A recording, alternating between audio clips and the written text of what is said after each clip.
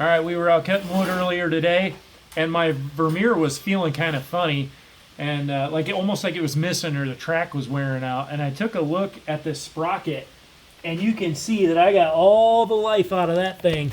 They are just pencil thin through here, and some of these are actually worn down to just nubs. So we got it back to my dad's shop here. He's a mechanic by trade, and we're going to get into this. We're going to take it apart, and he's going to show us how to take this track off. So these are the two bolts we're going to take the inspection cover off with. They're 1/2 inch.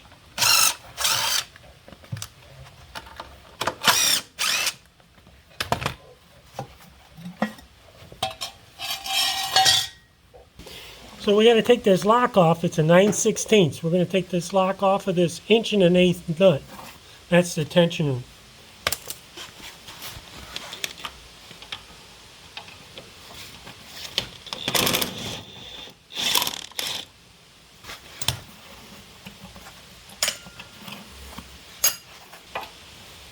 I'm going to tighten the bolt up, and you're going to see the tensioner. This is our mark for tensioning it. We have to take the tension off now.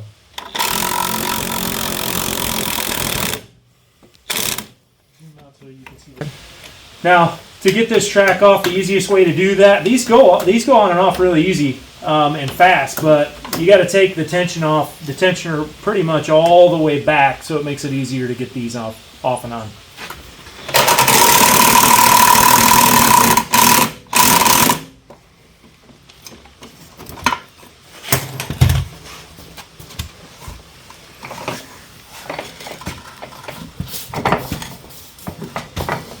Can you actually just lift up in the middle there to help me get some tension off of it? There it goes.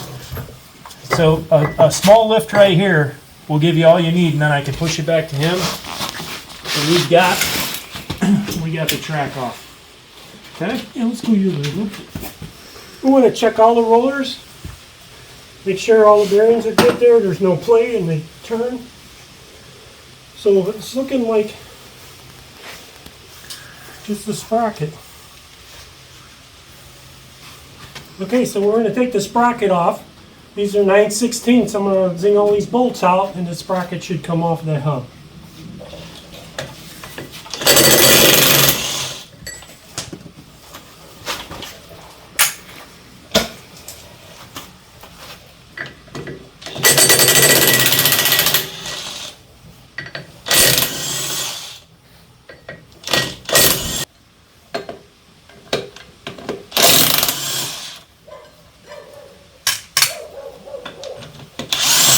You could probably change that without pulling that off, but you want to check all your rollers. So they should be probably a 1/2 inch, 3/8 thick, and those are you got his money's worth. I'm surprised it would move. Everything on this machine is easy. This is a well-engineered machine, and parts are the next day, almost always. For working on this, we want to have a nice stable base, and it's kind of interesting when all of your tracks are holding the weight of the machine. What we ended up doing was cutting 18-inch blocks that fit underneath the frame, and then we screwed them together to form kind of like an A-frame or a pyramid. We've got them at the front and the back, and it worked really well. We actually lifted the front with the loader, set the blocks in the front, and then we came in the back and jacked it up and put blocks under there. And it's really, really sturdy and just high enough off the ground to be able to do this project.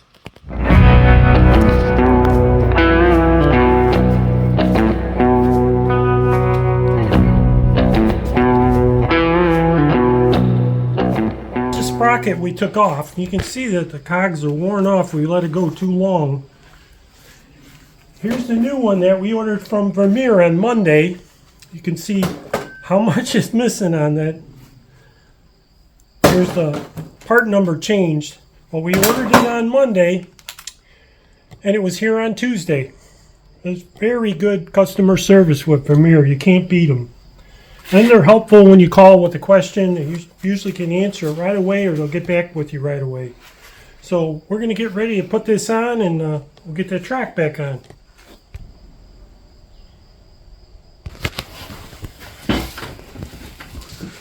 So we got some blue Loctite Loctite we're going to put on here, just a dab, so that it doesn't back off. But a 3/8 bolt, you know, it's probably like 20 foot-pounds. Torque wrench doesn't really go that low. And we're just going to put these all on here, put a little bit on there. We'll be able to take that off next time. Just line it up and tighten these bolts down tight. I don't know if there's a spec on that, on a 3/8 bolt that we're going to worry about on this.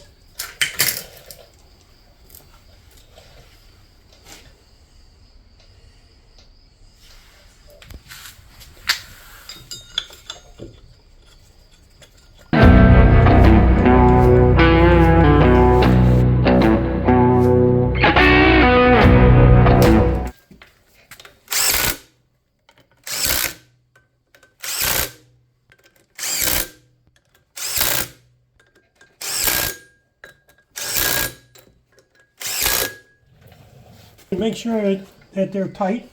Torque wrench isn't going to go to 20 foot-pound. I don't know where else to get that spec. Just want to make sure they're all tight.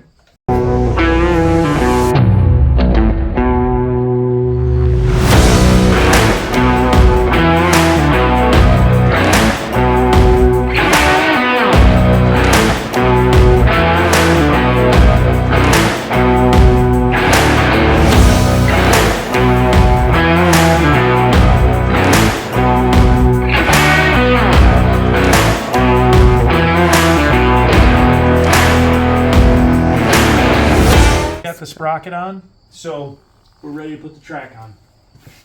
It's a lot easier with two people. Weighs about 80 pounds. We'll get the back on first, so I'm going to angle out just slightly so he can get on there. Get your bottom. There you go, and I can actually see that when I push on the bottom. I can help him get all that in there.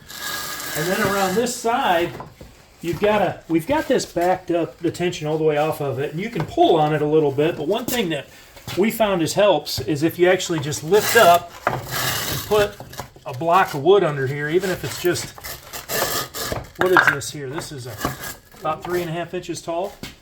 Yeah. Now that takes the tension, and I can slide that. It's almost there. Let me just, yep, there it goes. It just drops on. So this right here is a lifesaver, so you're not trying to fight these tracks. And then when you're done, you can actually lift up, pull that out, and let it lay on the ground. But that pulls enough tension. So that's about 3.5 inches. So if you have a 3.5 inch thick block, that's perfect. It seemed like when we did the 1.5 inch on top of that, it was a little snug. But that's if you're setting it on 2 6x6s high. So whatever calculations work for you with your shop. Okay. So we're going to use the 1.1/8 again to tighten the track up. And it's just the opposite. What do you think? I'm going to tighten this bolt up, and it should tension it up. You can see this indicator's moving. How far does this have to go? What's the spec? I got to look that up. Okay, when you're tensioning this track, the torque spec on this, or the tightening spec on this, is measuring from the back of this front yoke right here to this plate right here. So if I take my tape measure, it's supposed to be measuring 7.5, and right now, oops, I'm showing about 8.5. Okay, so I'm going to have Dad tighten on this thing, and we'll watch how this thing reacts. So go ahead, Dad, tighten it up, and we'll just watch it go.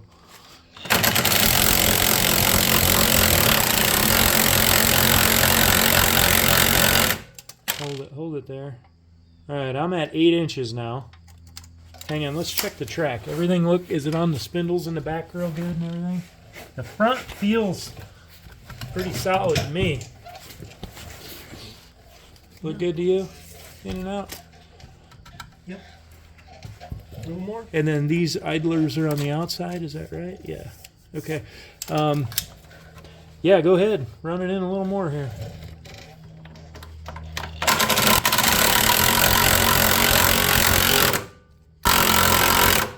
Keep going. Okay, hold it there. All right, we're at about 7 3/4. Go ahead and hit it some more. Keep going. Keep going. Oh, yeah, keep going. A little more. Okay, that's it. So what I did was I actually hooked this marker and then measuring in, that came to 7.5 on the nose. Which, does that feel pretty tight, Dad? I mean, with the gun, because I'm about 7 5/8. I could probably go a little more. Would the gun go? A little bit more. Okay. These tracks do have a little stretch in them, and since we're putting an old track back on, I don't think they'll stretch much after we tighten them. But yeah, go ahead. A little more. Okay. Yep, keep going. Got any more? Okay. Yeah, I think we're at about 7.5 there. So now we need to put the lock back on. This lock is going to grab the 1 1/8 nut head. It's going to go inside here. We'll try and get you a better view. And I'm going to put the lock on.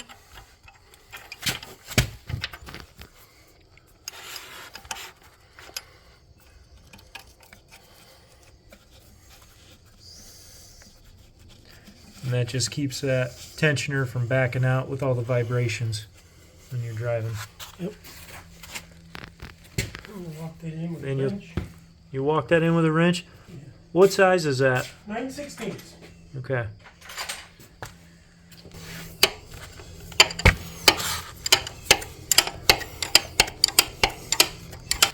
And you could show them that it's tight now. It's going to hold that lock ring in there. There you go. All tightened up. I'm just going to put the cover back on, the inspection cover.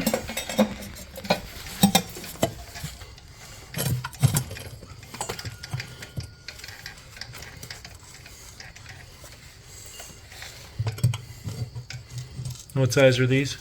1/2 inch.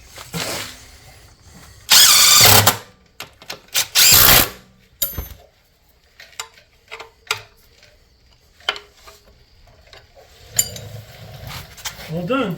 We'll take it for a test drive. We just changed the sprocket on the other side, and we took the entire track off, and we're kind of curious if we could actually take the sprocket off and put a new one on this side. That way it kind of evens up our sprockets. I have 2 of them, so I'm going to put them on, but we're going to back this off and see if we can pull enough tension out of this belt to actually put the sprocket on and bolt it on without removing the track. So we'll see how that goes. All right, we've taken the tension completely off this track. Before we did that, we actually set our block of wood, which is 3.5 plus 1.5 inches. So it's about 5 inches. Again, it depends on the depth of whatever your jack stands are. But anyways, this track is completely loose. We put a block of wood in here, and I'll show you that all we did was we took this track and we just pressed backwards, and it's just barely touching the sprocket. And if I just lift with any bit of pressure, I can just about get it off that sprocket. So it makes me feel like we'll see. Maybe 1 guy, 2 guys, I don't know. Maybe we can get this sprocket off and put the new one on, and you wouldn't have to take the track off. All right, so we hooked up a ratchet strap. This is kind of just for fun. I know you can just take the track off almost as easy as doing all this, but we ran a strap through here right over the sprocket, and I'm just lifting up on the track, and you can see it's coming up, and I'm just tightening with this ratchet strap, a couple clicks, and that thing's completely free, and we can pull it out. One-man operation. Yeah, one-man operation. So if you are alone, you can do this by yourself. Moment of truth, I'm going to take these last 2 out and we'll see. Looks like there's really no tension on them. Yeah, comes right out. Perfect. Okay. And this one, if you match them up, this one was pretty worn but had some life in it, but it's still pretty worn. So we'll get the new one on. All right, ready? All right, and then we'll just slide this next one in. Yeah.